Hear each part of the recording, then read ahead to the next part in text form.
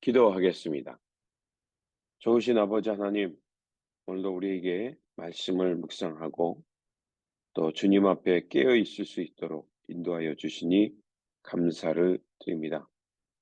주님, 이 때를 잘 분별하게 하여 주시고 주님 앞에 깨어 있는 자로서 작지만 하나님 나라의 불씨가 되게 하여 주옵소서.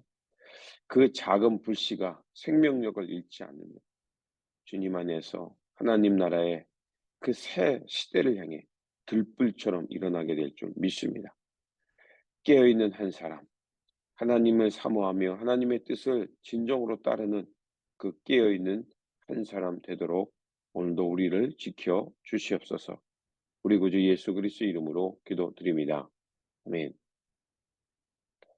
오늘 우리에게 주신 말씀은 에스라 10장 1절에서 12절입니다. 에스라가 하나님의 성전 앞에 엎드려 울면서 기도하며 죄를 자백하자 이스라엘 사람도 남자, 여자, 어린아이 할 것 없이 많은 무리가 에스라 주변에 모여서 큰 소리로 슬피 울었다. 그때 엘람의 자손 여히의 아들 스가랴가 에스라에게 말하였다. 우리가 주변에 있는 이 땅의 백성에게서 이방 여자를 데려와서 아내로 삼음으로써 하나님께 죄를 지었지만 아직도 이스라엘에 희망은 있습니다. 이제 우리는 하나님의 명령을 두려워하면서 받드는 분들의 권명과 에스라 제사장님의 가르침을 따라서 이방 여자들과 그들에게서 난 아이들을 다 보낼 것을 하나님 앞에서 언약하겠습니다. 율법대로 하겠습니다. 그러므로 이제 일어나십시오. 이 모든 일은 제사장님이 맡아서 하셔야 합니다. 우리가 제사장님을 도와드리겠습니다. 용기 있게 밀고 나가십시오.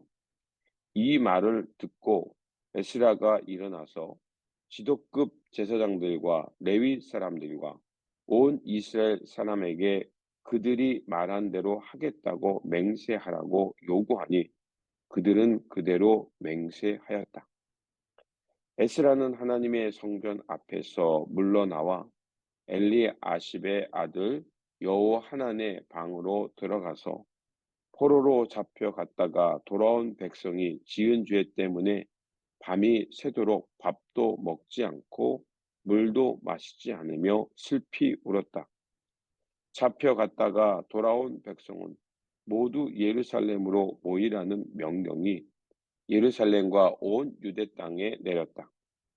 사흘 안에 오지 않은 사람은 지도자들과 원로들의 결정을 따라 재산을 빼앗고 잡혀갔다가 돌아온 백성의 모임에서 내쫓는다고 하니 사흘 안에 유다와 베냐민 사람들이 모두 예루살렘에 모였다. 그때가 아홉째 달 20일이다. 온 백성이 하나님의 성전 앞들에 모여 앉아서 떨고 있었다. 사태가 이러한 터에 큰 비까지 내리고 있었기 때문이다.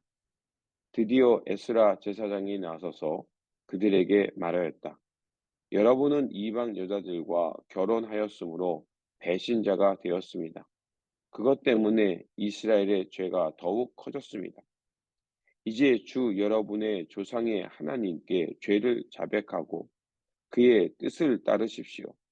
이 땅에 있는 이방 백성과 관계를 끊고 여러분이 데리고 사는 이방 아내들과도 인연을 끊어야 합니다.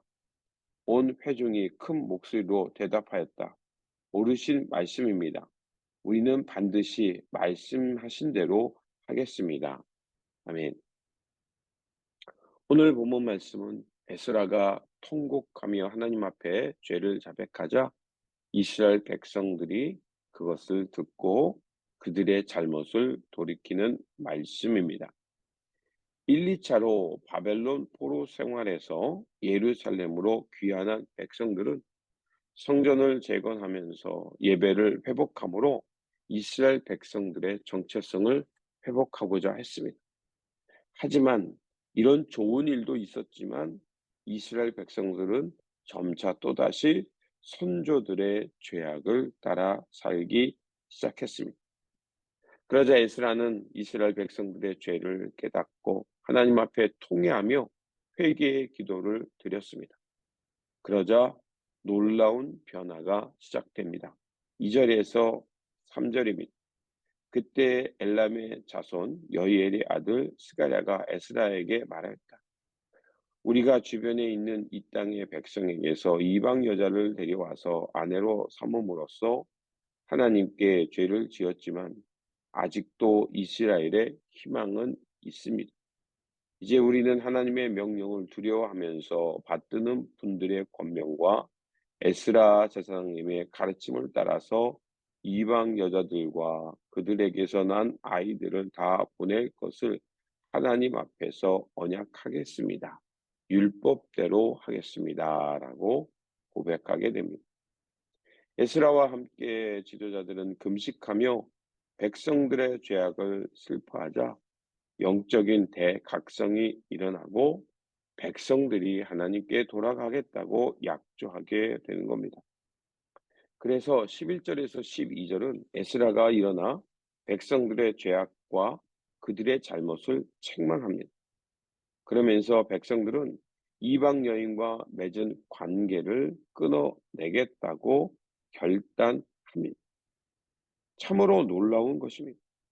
그런데 사실 그들이 이방 여인을 데려와 결혼해서 가정을 꾸린 일도 있었기 때문에 다시 파혼을 하고 그 아이들을 돌려보낸다는 것은 말처럼 쉬운 일이 아니었어요. 또한 아이들이 있는 상황에서 그들을 쫓아낸다는 것은 광야로 내모는 것과 같이 어려운 일이었어요. 하지만 에스라의 말을 따라서 사람들은 돌이키기 시작했고 마을마다 재판관과 원로들을 세워서 이혼 증서를 써주고 결별하는 사람도 있었음을 우리가 짐작해 볼 수 있습니다. 그래서 14절에 이렇게 되어 있습니다. 그러므로 대표를 뽑아서 모든 회중이 일을 맡기는 것이 좋겠습니다. 마을마다 이방 여자와 결혼한 사람들에게는 날짜를 정하여 주어서 그들이 자기 마을의 원로들과 재판장들과 함께 나오게 하고 이 일 때문에 일어난 우리 하나님의 진노를 풀어드리는 것이 좋겠습니다. 그들은 이제 그 에스라의 명령을 따라서 그 사람들이 이방 여인과 결혼한 사람들은 파혼하려고 하고 또 그 재판관과 원로들을 통해서 그 결혼을 다시 물으려고 하는 노력을 했음을 짐작해 볼 수 있습니다. 그리고 18절에서 44절까지는 이방 여인과 결혼하고 또 첩을 둔 사람, 또 자식까지 낳았던 사람들의 명단이 쭉 나옵니다. 그런데 이런 일도 있었지만 15절에 보면 이 일에 반대했던 사람들도 나오고 있음을 봅니다. 이처럼 죄가 들어오고 죄로 인해서 타락한 공동체를 개혁하기란 쉬운 일이 아니라는 것을 우리가 알 수 있습니다. 또한 이 개혁이 100% 성공했는지 본문은 말해주고 있지 않습니다. 그런데 이 개혁이 어떠했는지 짐작해 볼 수 있는 말씀이 있습니다. 말라기 2장 11절에서 12절을 보면 어떠했는지가 나옵니다. 말라기는 구약의 마지막 말씀이거든요. 네, 이렇게 되어 있습니다. 2장 11절에서 12절에 유다 백성은 주님을 배신하였다. 예루살렘과 이스라엘 온 땅에서 추악한 일이 일어나고 있다. 유다 백성은 주님께서 아끼시는 성소를 더럽히고 남자들은 이방 우상을 섬기는 여자와 결혼까지 하였다. 이런 일을 하는 사람은 그가 어떤 사람이든지 만군의 주님께 제사를 드리는 사람이라고 하여도 주님께서 그를 야곱의 가문에서 쫓아내실 것이다. 에스라가 개혁을 했지만 그 개혁이 100% 성공하지는 못했다는 것을 짐작해 볼 수 있습니다. 죄가 한번 공동체 안에 뿌리를 내리면 그 개혁을 해 가는 것이 쉽지 않다는 것을 우리가 볼 수가 있습니다. 죄가 주는 달콤함이 있고요. 또 그 죄가 죄라는 것을 자각하는 것이 쉽지 않다는 것을 알 수가 있습니다. 그렇다면 오늘 본문을 통해 우리가 깨달을 할 것이 무엇일까요? 오늘 본문이 우리에게 말하는 것은 바로 죄를 자각하는 한 사람.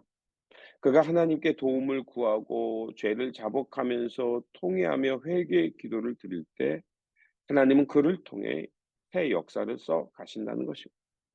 그리고 그 공동체 안에 새로운 바람이 일으킨다는 것을 우리는 볼 수가 있습니다. 이렇게 죄의 고리를 또 죄의 악습을 벗어내고자 하는 이 깨어있는 사람들, 또 그것을 통해하며 하나님 앞에 일어서고자 하는 사람들이 있을 때 하나님은 그들을 통해서 그 죄를 인식하지 못하는 사람들을 자각하게 하시고 하나님을 의지하는 사람을 통해서 새로 창조를 일으켜서 공동체 안에 새로운 숨결을 불어넣어 주신다는 겁니다. 그래서 사도 바울도 이렇게 말하죠. 자신이 죄의 죄성은 죄의 연결고리는 끊었는데 죄의 관성이 남아서 날마다 그 내 안에서 죄가 태동하는 것을 보게 됩니다. 그래서 로마서 7장에 굉장히 유명한 말씀이죠. 아우라 오호라 나는 공고한 사람이다. 이 사망의 숲에서 누가 나를 구원해 줄자. 이렇게 통회하다가 갑자기 하나님의 은혜를 깨닫고 하나님께 찬송을 올립니다.